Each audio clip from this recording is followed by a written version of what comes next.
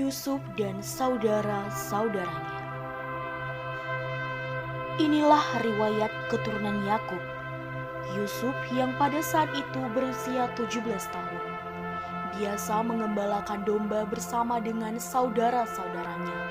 Akan tetapi, Yakub lebih mengasihi Yusuf karena Yusuf adalah anak yang lahir pada masa tuanya. Pada suatu kali, bermimpilah Yusuf, lalu diceritakannya mimpinya itu kepada saudara-saudaranya. Coba kalian dengar, aku melihat kita semua di ladang dan mengikat berkas gandum. Lalu bangkit berdirilah berkasku itu dan kalian sujud menyembah berkasku. Jadi, maksud mimpimu itu, kamu ingin menjadi raja atas kami? Iya, apa kamu ingin berkuasa atas kami? Maka bencilah saudara-saudara Yusuf kepadanya karena mimpi yang telah ia katakan. Lalu Yusuf pun bermimpi kembali dan ia menceritakannya lagi kepada saudara-saudaranya. Wah, hari ini begitu panas ya. Entah apa yang terjadi di langit sana. Benar, panas sekali hari ini. Oh iya, aku semalam bermimpi. Aku bermimpi bahwa matahari, bulan, dan 11 bintang sujud menyembah kepadaku. Mimpi apa mimpimu itu anakku? Masakah aku, ibumu, dan beserta saudara-saudaramu sujud menyembahmu? Maka tambah iri hatilah saudara-saudaranya. Akan tetapi, ayahnya menyimpan hal itu di dalam hatinya. Lalu suatu kali seperti biasa, pergilah saudara-saudaranya menggembalakan kambing dan domba milik ayahnya dekat Sikem. Yusuf, bukankah saudaramu sedang mengembalakan domba di tanah Sikem? Iya Bapak, mereka sedang mengembalakan domba. Oh, pergilah ke sana mendapati mereka dan bawalah kabar tentang dombaku. Baik Bapak, aku akan pergi. Lalu Yakub menyuruh Yusuf pergi dari lembah Hebron sampai ke Sikem. Ketika Yusuf berjalan ke sana kemari, bertemulah ia dengan seorang laki-laki dan bertanya kepada dia. Apa yang sedang kamu cari di sini? Begini Pak, aku sedang mencari saudara-saudaraku. Mereka mengembalakan domba di sini. Apakah Bapak melihat mereka? Oh, mereka sudah berangkat dari sini. Karena tadi aku bertemu mereka dan aku mendengar apa yang mereka katakan bahwa mereka akan pergi ke Dotan. Begitu ya Pak. Terima kasih atas pemberitahuannya. Aku akan menyusul mereka. Maka Yusuf pun menyusul saudara-saudaranya itu, dan di depannya didapatinya mereka di Dotan. Dari kejauhan Yusuf telah dilihat oleh saudara-saudaranya. Lihat saudara kita si pemimpin itu. Dia sudah datang. Mari kita bunuh dia dan kita masukkan ke dalam. Bagaimana jika ayah kita tahu? Ya, nanti kita bilang pada ayah, Yusuf sudah ditangkap oleh binatang-binatang buas. Lalu kita lihat bagaimana nanti mimpi Yusuf tersebut. Jangan kita bunuh dia. Biarkan dia tetap hidup. Memangnya kenapa kak? Jangan kita bunuh dia dan membuangnya ke sumur. Lebih baik kita lemparkan saja dia dan kita biarkan dia tetap hidup. Baru saja Yusuf mendapati mereka, segeralah mereka melepaskan jubah miliknya yang maha indah itu dan dibawanya ia untuk dilemparkan ke sumur kosong.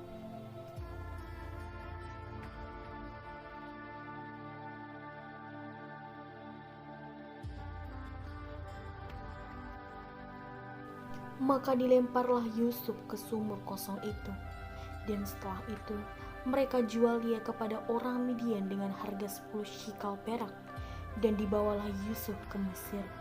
Kemudian pulanglah mereka dan mendapati ayahnya dengan jubah Yusuf yang berdarah.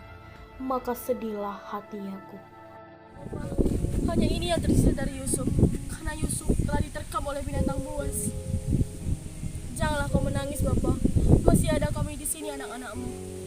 Tidak, aku akan terus berkabung sampai kudapati dia di dalam orang mati. Demikianlah Yusuf ditangisi oleh ayahnya setiap hari.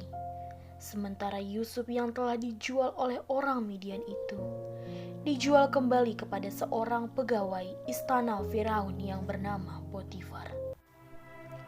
Yusuf yang selalu disertai Tuhan tidak pernah menyerah, maka dia pun sangat dikasihi oleh tuannya. Maka dari itu, Yusuf dipercaya oleh tuannya untuk menjaga seluruh kepunyaannya. Suatu ketika, Yusuf yang berparas tampan dan elok rupanya itu ditinggalkan oleh tuannya. Tinggallah ia bersama istrinya, maka digodalah Yusuf oleh istri tuannya. Akan tetapi Yusuf tidak menurutinya. Ketika dilihatnya bahwa Yusuf meninggalkan bajunya, maka dipanggilnyalah seisi rumahnya. Tolong, lihatlah di bawah suami seorang Ibrani ke rumah kami. Namun orang Ibrani itu telah mempermainkan kita. Lalu ketika suaminya pulang, maka dia ceritakan kembali hal yang sama kepada suaminya. Baru saja didengar kabar itu, maka bangkitlah amarah Potifar. Segera panggil Yusuf kemari agar kupenjarakan dia atas perbuatannya kepada seisi rumahku. Baik, Tuan. Maka Yusuf pun dipenjara. Akan tetapi Tuhan menyertai Yusuf dan melimpahkan kasih setianya kepadanya, dan membuat Yusuf menjadi kesayangan kepala penjara dan mempercayakan semua tahanan dan segala pekerjaan yang harus dilakukan kepadanya. Karena Tuhan menyertai dia, maka apa yang dikerjakan dan dibuatnya berhasil. Sesudah semua itu, terjadilah bahwa juru minuman dan juru roti Raja Mesir membuat kesalahan, maka mereka ditahan dan ditempatkan bersama-sama dengan Yusuf. Suatu hari bermimpilah mereka, dan karena mimpi itu mereka menjadi sangat gundah. Tuhan, apa arti mimpiku ini? Apa arti mimpiku ini? Sepertinya wajah kalian begitu gusar. Apa yang kalian alami sehingga membuat wajah kalian begitu muram? Semalam aku bermimpi bahwa aku melihat pohon anggur. Pohon itu punya 3 cara dan baru saja bertulis. Dan punya buah yang sangat ranum. Sedangkan di tanganku ada piala Firaun, lalu kuperas buah anggur itu dan kutaruh di dalamnya. Apakah kau tahu arti dari mimpiku ini? Beginilah artinya. 3 carang itu menandakan 3 hari. Artinya, dalam 3 hari ke depan, Raja Firaun akan meninggikan namamu dan mengembalikan pangkatmu seperti semula. Namun jika hal itu terjadi, tolong ingatlah aku dan ceritakan kepada Raja. Lalu, apa yang kau alami Tuan Juru Roti? Semalam aku bermimpi. Aku menjunjung 3 bakul berisi makanan untuk Firaun. Namun burung-burung mengambilnya dari atas kepalaku. Apakah kau tahu arti mimpiku itu? Begini artinya Tuan, 3 bakul menandakan 3 hari. Artinya, dalam 3 hari ke depan, Raja Firaun akan meninggikan dirimu setinggi tiang dan menggantungmu. Lalu burung-burung akan memakan daging dan tubuhmu.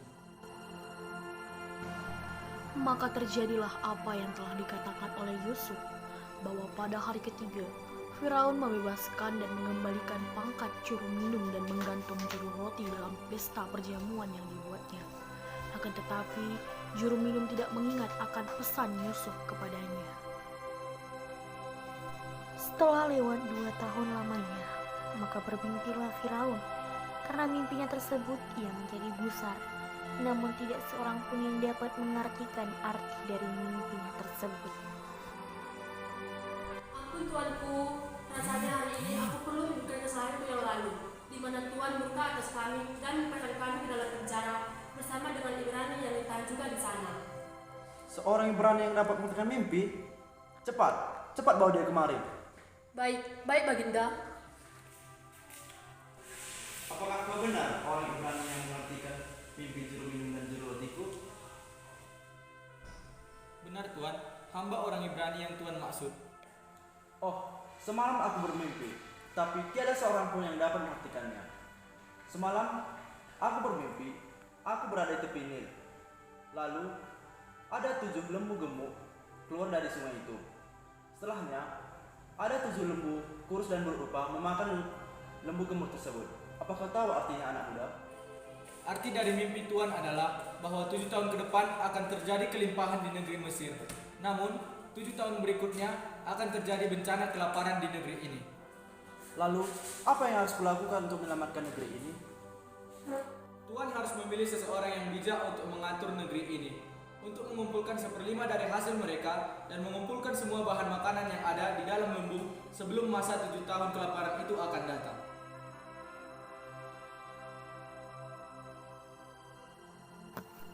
Ketika usul itu dipandang baik oleh Firaun, maka Yusuf pun dipilih oleh Firaun sebagai penguasa. Maka terjadilah apa yang dimimpikan oleh Firaun. ketika 7 tahun masa penuaian berakhir, timbullah kelaparan yang sangat hebat di seluruh bumi. Namun karena hikmat dari Tuhan kepada Yusuf, maka seluruh Mesir dapat mengatasi kelaparan itu. Sedangkan Yakub pun ikut menderita kelaparan.